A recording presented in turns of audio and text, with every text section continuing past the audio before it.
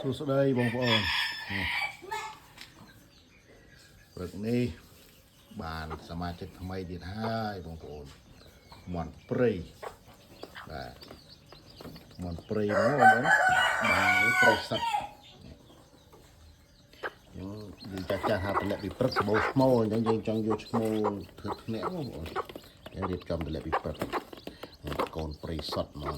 បាទពង8គ្រាប់បងប្អូនបានដល់6ងាប់ក្នុងពង2បកមកមិញហើយយើងស្ដាយវាបាន6នឹងថែ6នឹងឲ្យទៅល្អដែរ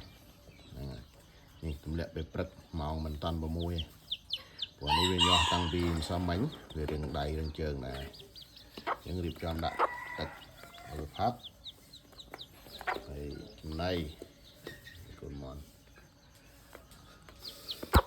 មែននេះចេះណាបងប្អូនដកដៃមកធំកូនវាអាចខ្លាយវាធ្លាក់មកល្អ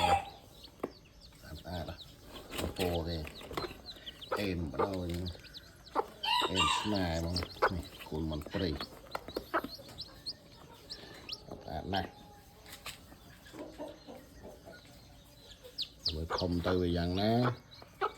6ក្បាលជើងអត់កាត់រោបាវាសោះបងប្អូនបាព្រៃសុតជើងខ្មៅ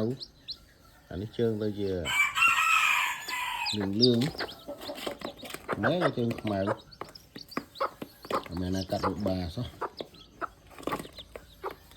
មើលធំឡើងវាយ៉ាងម៉េចបងប្អូនហ្នឹងបងប្អូនអរគុណច្រើន